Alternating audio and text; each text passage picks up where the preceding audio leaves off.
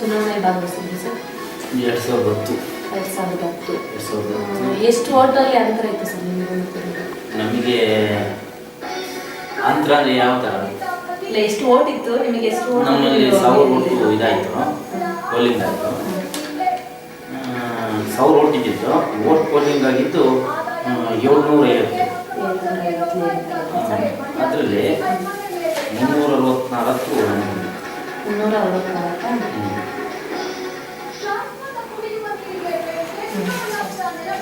ಯಾವ ಪಕ್ಷದಲ್ಲಿ ಪಾಲ್ಗೊಳ್ಸಿದ್ರಿ? ನಾನು JDS ಪಕ್ಷದಿಂದ ಉಳಿಸ್ಕೊಂಡಿದ್ದೆ. JDS ಪಕ್ಷದಿಂದಲೇ ಇನ್ನಾಗಿತ್ತು. ಈಗಲೂ JDS ಪಕ್ಷದಲ್ಲೇ ಇದೆ. ರಾಜಕೀಯದಲ್ಲಿ ಎಷ್ಟು ವರ್ಷಗಳ ಅನುಭವ ಇದೆ? ರಾಜಕೀಯದಲ್ಲಿ ನನ್ನಿಂದ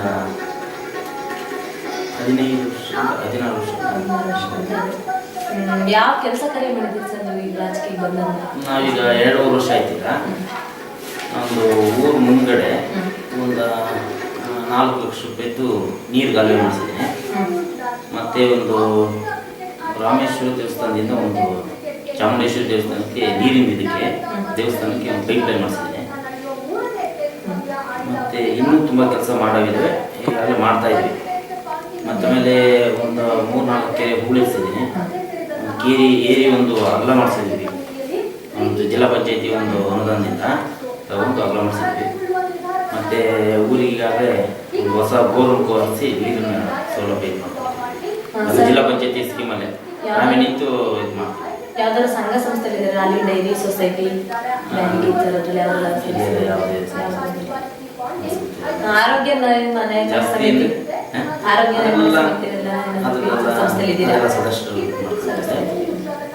ಮತ್ತು STMC ಇದರಲ್ಲಿ ಸ್ಕೂಲಲ್ಲಿ ಸದಸ್ಯರು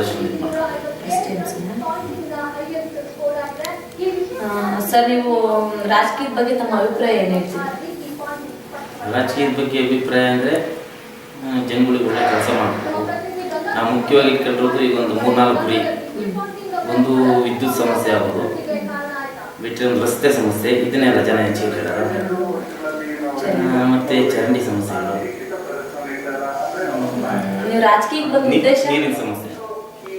ರಾಜಕೀಯಕ್ಕೆ ಬಂದ ಉದ್ದೇಶ ಸುಮ್ಮನೆ ಜನಗಳಿಗೆ ಒಳ್ಳೆಯ ಕೆಲಸ ಮಾಡಬೇಕು ಅನ್ನೋ ಉದ್ದೇಶ.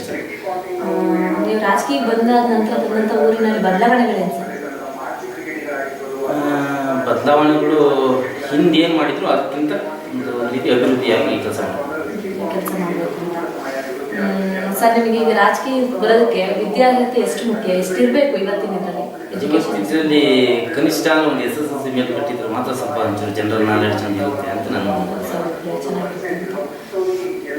ನಿಮ್ಮ ಫ್ಯಾಮಿಲಿ ಯಾರಾದ್ರೂ ರಾಜಕೀಯದಲ್ಲಿ ಇದ್ರೆ? ಹಿಂದೆ ಯಾರು ಇದೆ, ನೀವೇ ಫಸ್ಟ್. ಮತದಾರರು ನಿಮ್ಮ ಮುಂದೆ ಗೆಲ್ಸಿದಾರಲ್ಲ ಸರ್, ಆ ಜನಗಳಿಗೆ ನೀವು ವಿಡಿಯೋ ಮುಖಾಂತರ ಏನಾದ್ರು ಸಂದೇಶ ಹೇಳಲಿಕ್ಕೆ ಇಷ್ಟಪಡ್ತೀರಾ? ಮುಖಾಂತರ ನಾನು ಇಷ್ಟಪಡಲ್ಲ. ಜನಗಳಿಗೆ ಒಳ್ಳೆ ಕೆಲಸ ಮಾಡಬೇಕು ಅನ್ನೋದನ್ನ ಇಷ್ಟಪಡ್ತೀನಿ. ಬಿಟ್ಟರೆ ನನ್ನನ್ನು ನಾನು ವಿಡಿಯೋ ಮುಖಾಂತರ ಜನಗಳಿಗೆ ನಿಮ್ಮನ್ನು ಗೆಲ್ಸಿದಾರಲ್ವಾ, ಆ ಜನಗಳಿಗೆ ನೀವು ಒಂದು ಕೃತಜ್ಞತೆ ಮೂಲಕ ಏನಾದ್ರು ಇಷ್ಟಪಡ್ತೀರಾ? ಮುಂದೆ ನಿಮಗೆ ಇದೇ ಥರ ಸಹಕಾರ ಕೊಡಬೇಕು, ಆ ಥರದ್ದು ಏನಾದ್ರೆ? ಅದನ್ನ ಹೇಳ್ತೀನಿ. ಜನಗಳು ಇದೇ ರೀತಿ ಮುಂದೆ ಮತ್ತೆ ರಾಜಕೀಯದಲ್ಲೇ ಬೆಳಿಬೇಕು ಅಂತ ಇದು ಮಾಡ್ತಿದ್ದೀನಿ.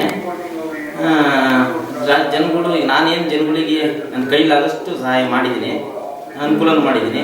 ಅಕಸ್ಮಾತ್ ಕೆಲವೊಂದು ಜನಿಗೆ ಉಪಕಾರ ಮಾಡೋಕ್ಕಾಗಲ್ಲ ಅಂದರೂ ಉಪದ್ರ ಅಂತೂ ನಾನು ಯಾರಿಗೂ ಮಾಡಿಲ್ಲ.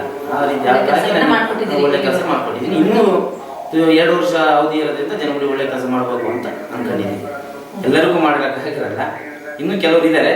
ಅವ್ರಿಗೆಲ್ಲ ಒಂದ್ಸಲ ಮಾಡಿದ್ರೆ ಇನ್ನೊಂದ್ಸಲ ಪದೇ ಅಂತೇಳಿ ಒಬ್ಬರಿಗೆ ಮಾಡೋಕ್ಕಾಗಲ್ಲ, ಮತ್ತು ಬೇರೆ ಮಾಡ್ಬೋದು.